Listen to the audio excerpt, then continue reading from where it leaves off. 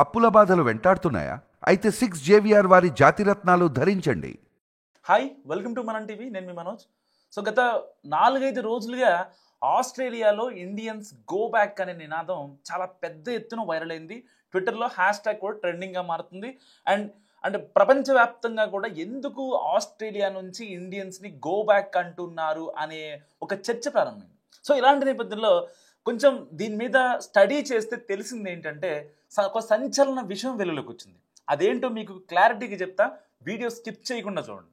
ఎందుకు ఈ మాట అంటున్నానంటే, ఎప్పుడో దాదాపుగా ఒక 80 ఏళ్ళు 90 ఏళ్ల క్రితం జరిగిన ఒక ఉద్యమం వల్ల ఇప్పుడు ఆస్ట్రేలియాలో ఉన్న ఇండియన్స్ని బయటికి వెళ్ళిపోమంటున్నారు. సో రీసెంట్గా ఆగస్టు 15 స్వాతంత్ర దినోత్సవ వేడుకలు అక్కడ ఆస్ట్రేలియాలో ఉన్న ఇండియన్స్ ఎవరైతే ఉన్నారో వాళ్ళంతా చాలా ప్రశాంతంగా జరుపుకుంటున్నారు. వాళ్ళ వీధుల్లో జెండా పండుగ చేసుకుంటున్నారు. అంతా బాగానే ఉంది. అయితే ఇది చూసిన ఆస్ట్రేలియా వాళ్ళు కొంత కుళ్ళుకున్నారు. సో ఇండియన్ పండుగలకి సంక్రాంతులు చేసుకున్నా, బతుకమ్మ ఆడినా, లేకపోతే ఈ జెండా పండుగ చేసుకున్నా ప్రతిదానికి కుళ్ళుకుంటారు, అది కామన్. సో ఇలాంటి నేపథ్యంలో ఖలిస్తానీ ఉగ్రవాదులు, యాక్చువల్గా ఖలిస్తానీ అనేది ఒక నిషేధిత ఉద్యమం. సో ఇది ఇప్పుడు 1940 ఆ టైంలో జరిగిన ఉద్యమం మళ్ళీ, అంటే దాని మూలాలు ఎక్కడా కూడా ఇండియాలో లేవు. అలాంటి ఉద్యమానికి సంబంధించి కొంతమంది ఎవరైతే ఉగ్రవాద ప్రేరేపిత చర్యలకు పాల్పడుతూ ఉంటారో, వాళ్ళకి సపోర్ట్ చేసే వాళ్ళు ఎవరైతే ఉంటారో వాళ్ళంతా కలిసి కొంతమంది ఎవరైతే మన ఇండియన్స్ జాతీయ జెండా పట్టుకుని వస్తున్నారో వాళ్ళకి ఎదురుగా వచ్చి ఖలిస్తానీ అని చెప్పి చాలా గట్టిగా మాట్లాడితే అప్పుడు వీళ్ళు ఏమన్నారు, మన ఇండియన్స్ ఏమన్నారు, భారత్ మాతాకి జై. సో వాళ్ళిద్దరి మధ్య జరిగిన ఒక చిన్న గొడవ ఇప్పుడు ఆస్ట్రేలియాలో ఇండియన్స్ గో బ్యాక్ అనేంత వరకు వచ్చింది. మరి ఖలిస్తానీ అంటే అసలు ఖలిస్తానీ వాళ్ళకి మన ఇండియన్స్కి ఎందుకు గొడవ వచ్చింది? ఖలిస్తానీ అనేది ఒక చిన్న 1 మినిట్లో చెప్తా. ఖలిస్తానీ స్టోరీ ఏంటో. ఖలిస్తానీ అంటే బేసిక్గా ఇది ఒక అరబిక్ వర్డ్. సో ఖలీసా అనే వర్డ్ నుంచి ఇది పుట్టిందనమాట. సో ఇది ఒక అంటే సిక్కులకు పవిత్రమైన భూమి అని అర్థం. సో ఖలిస్తానీ మూమెంట్ 1940లోనే, అంటే మనకి స్వాతంత్రం రాకముందు అఖండ భారతావని ఉన్న టైంలోనే ఖలిస్తానీ మూమెంట్ స్టార్ట్ అయింది. సో ఆ మూమెంట్ యొక్క ఉద్దేశం ఏంటంటే, పంజాబ్ని ఏదైతే సిక్కులు ఉంటారో, సో ఆ సిక్కులందరినీ అఖండ భారతావని నుంచి వేరు చేయాలి. సో వేరు చేసి మాకంటూ ఒక ప్రత్యేక దేశం కావాలి అనేది ఈ ఖలిస్తానీ మూమెంట్. ఇప్పుడైతే అసలు లేదు, ఇప్పటికీ లేదు, ఎప్పటికీ లేదు.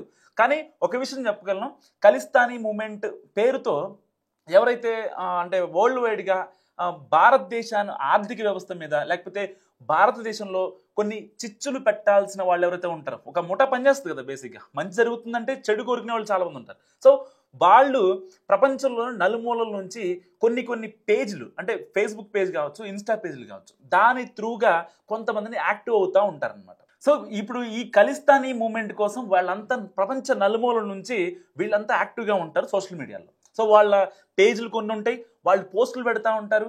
ఎవరైతే ఖలిస్తానీ మూమెంట్కి ఫేవర్గా ఉంటారో వాళ్ళు మాత్రమే ఈ పేజీలని ఫాలో చేయగలరు, యాక్సెస్ చేయగలరు.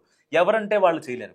సో ఇప్పటికీ ఖలిస్తానీ మూమెంట్ ఉంది, మాకు ప్రత్యేక రాజ్యం కావాలి, ప్రత్యేక దేశం కావాలి, మేము అఖండ భారతావనిలోగా లేకపోతే భారతదేశంలో మేము ఉండం అనేది ఈ ఖలిస్తానీ మూమెంట్ యొక్క ఉద్యమం. సో ఇలాంటి నేపథ్యంలో ఇక్కడ ఖలిస్తానీ మూమెంట్ గురించి తెలుసు, ఇక్కడ భారతీయులు ఆస్ట్రేలియాకి వచ్చి మా జాబులు కొల్లగొడుతున్నారు, వాళ్ళ వల్ల మాకు హెల్త్ బెనిఫిట్స్ రావట్లేదు, ఇంకా వాళ్ళ వల్ల మాకు కొన్ని జబ్బులు వస్తున్నాయి అని చెప్పే ఆస్ట్రేలియన్ పౌరులు ఎవరైతే ఉన్నారో వాళ్ళంతా కరెక్ట్గా ఒక 1 వీక్ 10 డేస్ ఆగి సిడ్నీ, మెల్బోర్న్ నగరాల్లో దాదాపుగా 20,000 మంది నగర పౌరులు, ఆస్ట్రేలియన్ పౌరులు వీళ్ళంతా రోడ్డు మీదకి వచ్చి మీరు వెళ్ళిపోవాల్సిందే ఇమీడియట్గా, మాకు అసలు ఇబ్బంది అవుతుందంటూ కూడా వాళ్ళంతా ర్యాలీలు, ఆందోళనలు నిర్వహించిన కార్యక్రమం. సో ఎక్కడో కనెక్ట్ అయింది 1940లో లెగిచిన ఖలిస్తానీ మూమెంట్ ఇప్పుడు 2025లో ఆస్ట్రేలియాలో ఉన్న ఇండియన్స్ని బయటకు వెళ్ళిపోమంటున్నారు. నిజంగా దానికి దీనికి సంబంధం లేదు. కానీ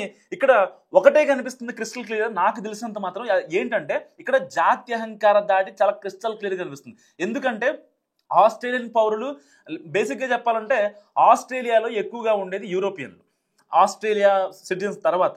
సో మన ఇండియన్స్ ఎవరైతే ఉంటారో మహా అయితే 100కి 4 5 ఉంటారు, అంతకు మించి ఎక్కువ ఉంటారు ఆస్ట్రేలియాలో. సో వాళ్ళని టార్గెట్ చేయడం అనేది నిజంగా ఒక మూమెంట్ అనేది ఏదో జరుగుతుంది అనే దానికి ఒక రకంగా బెస్ట్ ఎగ్జాంపుల్ అని చెప్పుకోవచ్చు. సో ఈ జాత్యహంకార దాడి మరి ఎంత దూరం వెళ్తుంది? ఎందుకంటే ఇప్పటికే అక్కడ ఆస్ట్రేలియన్ గవర్నమెంట్ కూడా రెస్పాండ్ అయింది, కానీ రెస్పాండ్ అయినా వాళ్ళు డ్యూయల్ నేచర్ని అవలంబిస్తున్నారు. ఎందుకు డ్యూయల్ నేచర్ అవలంబిస్తున్నారంటే అంటే ఒక పక్క ప్రభుత్వం అక్కడ నగర పౌరుల్ని లేదు మనం ఇండియన్స్ని వెళ్ళిపోండి అని అనాల్సిన అవసరం లేదు అంటూనే వాళ్ళని అక్కడున్న వాళ్ళని రెచ్చగొట్టే ప్రయత్నం చేస్తున్నారు. ఎందుకు రెచ్చగొడుతున్నారు అంటే అక్కడ వాళ్ళకి రాజకీయ లబ్ధి కోసం వాళ్ళు అక్కడున్న నగర పౌరుల్ని ఎవరైతే ఖాళీగా ఉంటారో, ఎవరైతే జాబులు లేకుండా ఉంటారో, ఎవరైతే భారతీయుల వల్ల జాబులు కోల్పోయారో, టాలెంట్ లేక స్కిల్ లేక వాళ్ళు ఇవాళ రోడ్డు మీదకి వచ్చి గొడవ చేస్తున్నారు. నిజంగా పనున్నోడు ఆఫీస్కి వెళ్ళి కూర్చుంటాడు, నిజంగా పని లేని వాడే రోడ్డు మీదకి వచ్చి ఆందోళన చేస్తూ ఉంటాడు. కేవలం అక్కడున్న భారతీయులు మంచి పొజిషన్లో ఉన్నారు, వాళ్ళకంటే ఇల్లు, కార్లు, ఇంకా బంగ్లాలు, మంచి లైఫ్స్ ఉంది. సో అవన్నీ తట్టుకోలేకే అక్కడున్న నగర పౌరులు ఏదైతే ఆ పౌరులు ఉన్నారో, ఆందోళన చేసిన ఆ పౌరులంతా ఇవాళ రోడ్ల మీదకి వచ్చి జిగిరి జింగానియా అంటూ రోడ్ల మీద తిరగడం, టైం పాస్ చేస్తున్నారు. సో దాన్ని ఇప్పుడు వరల్డ్లో ఉన్న మీడియా మొత్తం కవర్ చేస్తుంది. ఏమని? ఆస్ట్రేలియాలో ఉన్న ఇండియన్స్ గో బ్యాక్ అంటున్నారు. నిజంగా వీళ్ళు ఒక పని పాట లేని మంది అనమాట. నిజంగా ఆ 20,000 మందికి పని లేదు. నిజంగా దాంట్లో ఏ ఒక్కడికి పని ఉన్నా ఇంట్లో వాళ్ళ పిల్లని చూసుకుంటూ ఉండేవాడు.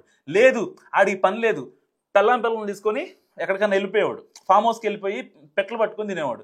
లేదు వాడికి నిజంగా పని ఉంది, లేదంటే వర్క్ చేసి అలసిపోయాడంటే పడుకునేవాడు వీకెండ్స్లో. అంతేగాని రోడ్ల మీదకి వచ్చి ఏ పని ఉన్నోడు కూడా ఎవడైనా సరే అది నిజంగా గొడవ చేయడు. సో అలాంటి గొడవ చేసే ప్రయత్నం వచ్చింది అంటే వాళ్ళలో జాత్యహంకార ఆ భావం అనేది చాలా క్రిస్టల్ క్లియర్గా కనిపిస్తుంది. సో ఇలాంటి నేపథ్యంలో అసలు జాత్యహంకార దాడి ఎందుకు ఏంటనేది, ఎందుకంటే దాదాపుగా 2005 నుంచి 2015 మధ్యలో దాదాపుగా ఈ 10 years టెన్యూర్లో చాలా జాత్యహంకార దాడులు జరిగాయి వరల్డ్ వైడ్గా.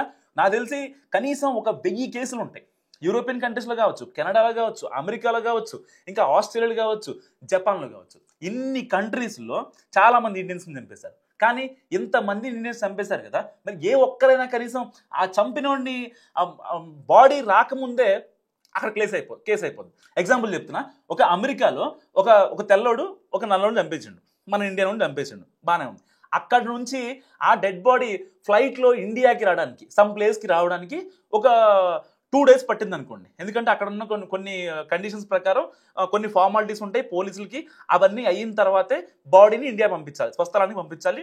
అండ్ ఇక్కడ గవర్నమెంట్ కూడా మాట్లాడాలి, పలానా వాళ్ళు మా వాళ్ళే అని చెప్పి. సో ఇటు ఎవరైతే చనిపోయారో వాళ్ళ తరపు నుంచి కన్ఫర్మేషన్ ఇవ్వాలి, ఇటు గవర్నమెంట్ తరపు నుంచి కూడా కన్ఫర్మేషన్ ఇవ్వాలి. 2 తరపుల నుంచి కన్ఫర్మేషన్ వచ్చిన తర్వాతే బాడీ అక్కడ నుంచి ఇక్కడికి వస్తుంది. సో ఇలాంటి నేపథ్యంలో ఇప్పుడు అక్కడ ఎవరైతే ఈ వ్యక్తిని చంపేశారో, ఈ ఎక్స్ అనే వ్యక్తిని చంపేశారో, ఆ వ్యక్తిని చంపిన వాళ్ళకి ఇప్పటిదాకా ఎవ్వరికి కనీసం ఒక్కళ్ళు కూడా కేసు పడిన దాఖలాలు, వాళ్ళని జైల్లో వేసినవి, లేకపోతే వాళ్ళకి శిక్ష పడ్డ దాఖలాలు ఒక్కటి కూడా లేవు ప్రపంచవ్యాప్తంగా. ఒక్కటి కూడా లేవు. ఇటు యూ కంట్రీస్ కావచ్చు, ఇటు కెనడా కావచ్చు, అమెరికా కావచ్చు, ఆస్ట్రేలియా కావచ్చు, ఇంకా చాలా దేశాల్లో ఇదే పరిస్థితి.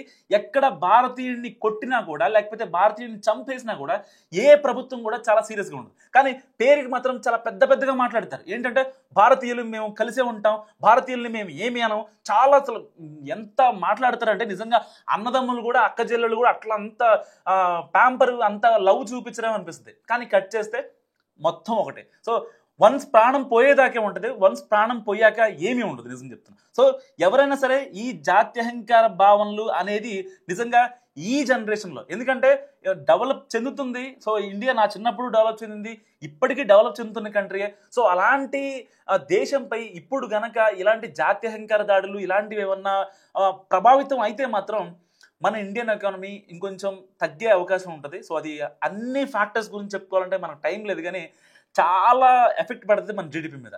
సో ఇలాంటి టైంలో అలాంటివి జరగకూడదని నేను భావిస్తున్నా.